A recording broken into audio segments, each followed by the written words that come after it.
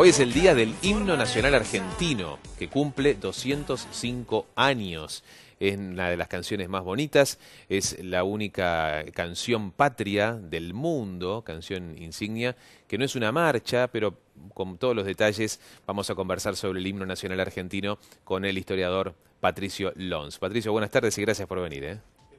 Un gusto nuevamente estar acá. Bueno, ¿cuál es la historia del himno nacional que cuando se creó en su creación duraba 20 minutos y bueno, luego se fue reduciendo? Sí, era larguísimo, en su origen era una cosa eterna y además porque hubo que imponerlo, hubo que exigir que se cantara en todos lados. Pero vos sabés que no fue el primer himno. Ajá. El primero lo compone Esteban de Luca, un compositor italiano que vivía en Buenos Aires, y otro, Fray Cayetano Rodríguez, que era un sacerdote que era de los que estaban tratando de componer un poco las cosas, porque para ubicarnos en el momento, en 1812, había mucha confusión al respecto. No se sabía si queríamos ser un país separado de España, si queríamos luchar para que Fernando VII vuelva, y otros que directamente querían convertir a nuestro país en una colonia británica. Entonces no era todo tan parejo. La cuestión es que en 1812 se estrena una obra en el Teatro de la Comedia, que es luego la base de lo que hoy es el Teatro Coliseo, una obra que se llama El 25 de Mayo. Y los actores habían compuesto un himno para el cierre. Y Blas Parera les había hecho la música. La cuestión es que Vicente López asiste, mira la obra, le gusta, se inspira y dicen que esa primera noche él empieza a escribir las primeras estrofas del himno. Bien, pasa el tiempo, ya en 1813 la asamblea del año 13 dice, bueno, hay que aprobar un himno. Estaba el de Fray Cayetano Rodríguez, el de Esteban de Luca y aparece Vicente López y Planes, que era un hombre con mucho poder político. Ajá. Y además con poder militar, era un hombre que se había puesto muy firme en muchas cosas. Un hombre contradictorio, como todos los hombres de la época, con un mérito. Él se opone al fusilamiento de Santiago de Liniers. Eso habla bien de él, ¿no es cierto? Porque lamentablemente buena parte de los revolucionarios de Mayo son culpables de ese crimen. La cuestión es que dice, no, yo quiero que sea mi himno. Entonces lo llama Blas Parera, que era un compositor muy importante, muy destacado en la época, porque además era el organista de la Catedral de Buenos Aires, de la iglesia de San Ignacio, la que está ahí en la cuadra del Cabildo, de la iglesia de la Merced, donde se casaron Remedios Escaladas con San Martín, y la iglesia de San Nicolás, digamos las iglesias centrales de Buenos Aires. Y además era profesor de música. Entonces le dice, vos tenés que componer la música. Hay una sospecha, se dice que Blas Parera la tuvo que hacer medio de prepo. No estaba muy convencido de querer hacer eso, porque además era español. La cuestión es que compone la música que la introducción tiene cierta inspiración en una sonata de Mozart. Mozart era la gran figura de la música de fines del siglo XVIII, así que era lógico que tuviese una inspiración de ese tipo, ¿no? Claro. La cuestión es que se compone el himno, se lo aprueba como marcha patriótica, ese era el nombre original, el día 11 de mayo de 1813. Y se canta por primera vez el 14 en la casa de Mariquita Sánchez de Thompson, que era una señora destacada de la sociedad, casada con su primo Martín Thompson, que había peleado en las invasiones. Él había peleado en las invasiones inglesas contra los ingleses, pero ella había simpatizado con los ingleses. Así que eran un poco las contradicciones de la época. La cuestión es, ¿qué pasa con el himno? Y bueno, Lord Stranford, que era el jefe de la base naval inglesa en Río de Janeiro, y por lo tanto era el que daba las órdenes acá a los revolucionarios de Buenos Aires, les dice, cuidado que el Reino Unido no aprueba una independencia prematura, no hasta que nosotros hayamos derrotado a Napoleón. Es decir, para que seamos sinceros, el movimiento independentista nuestro no fue nunca muy genuino, ¿no es cierto? La cuestión es que le dice, bueno, saquen alguna de las frases. Entonces, aparece una nueva y gloriosa nación. Bueno, esa frase había que sacarla. Y había que decidir poner alguna frase más monárquica, porque no se sabía si íbamos a traer, digamos, nos separamos del rey de España, pero se pensaba en traer un príncipe portugués, uno italiano, al duque de Orleans, o convertirnos directamente en colonia británica. Entonces dicen, bueno, vamos a poner ved en trono a la noble igualdad para convencer al duque de Orleans, que había participado en la Revolución Francesa contra su primo, el rey Luis XVI.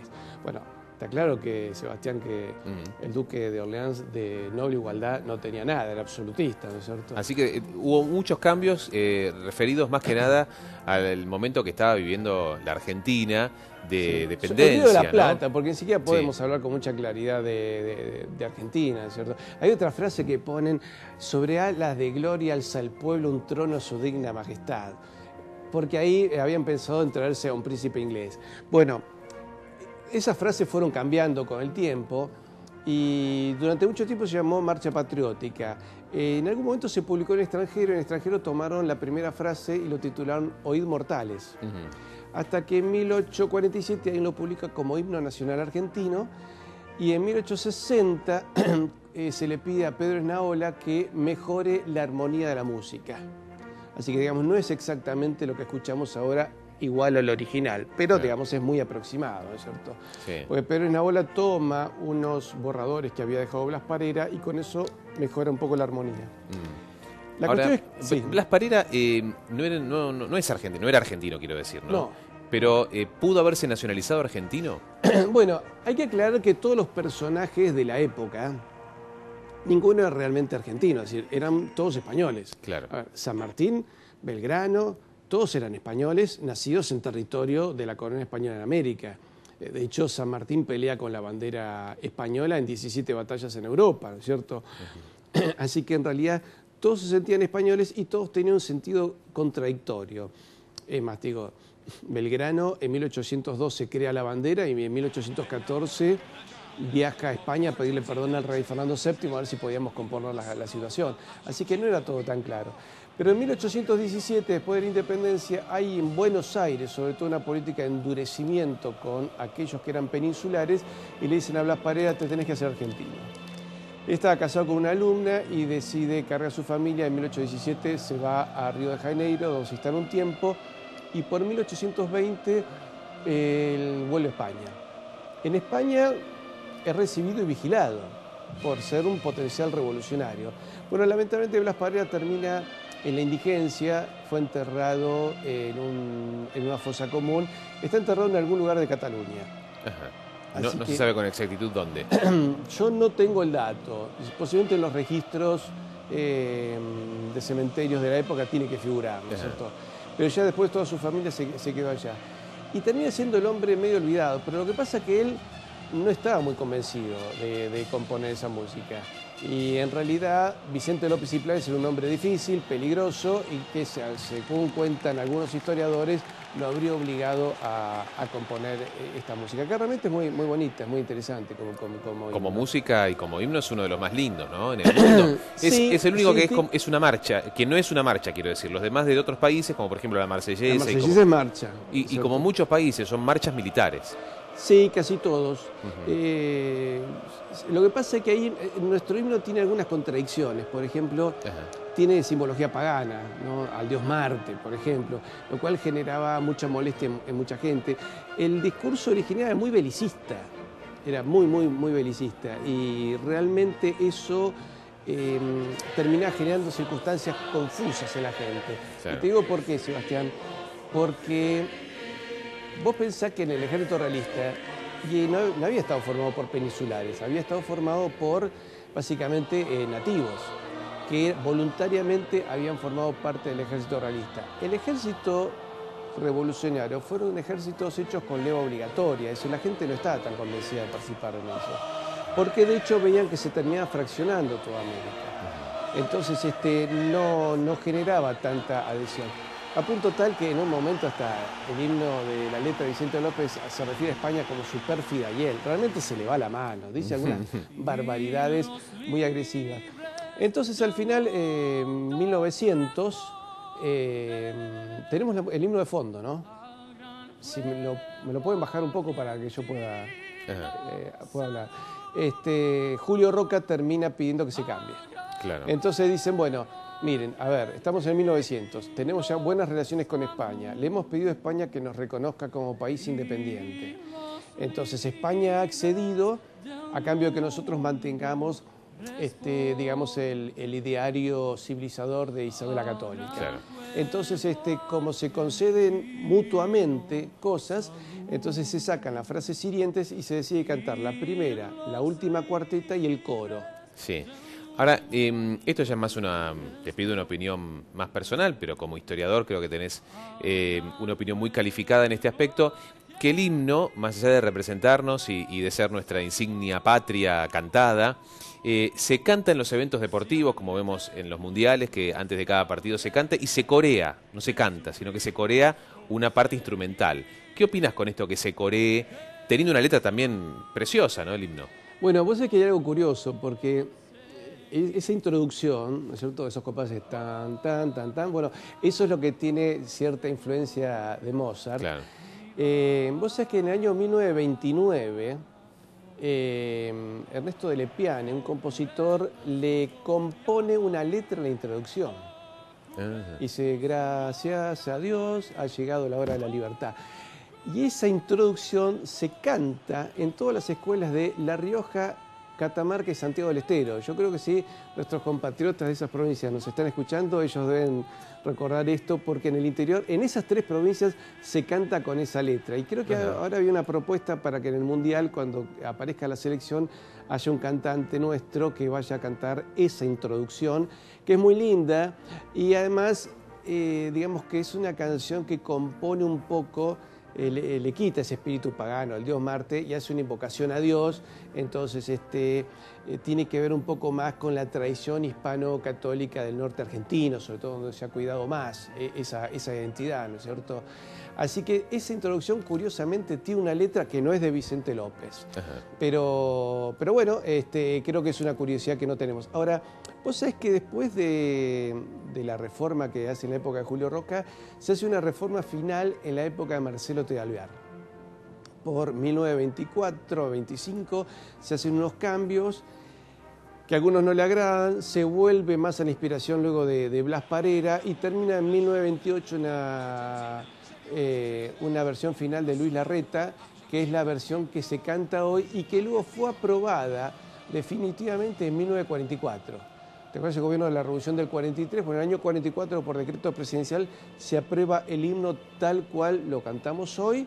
Y bueno, quedaron en el olvido la de Esteban de Luca, la de Fray Cayetano Rodríguez, y sería bueno que no quede en el olvido esa prosa de Lepiane, que es muy linda, y que la mayoría de los argentinos la desconocemos, ¿no es cierto? Claro. No tenemos mucha idea.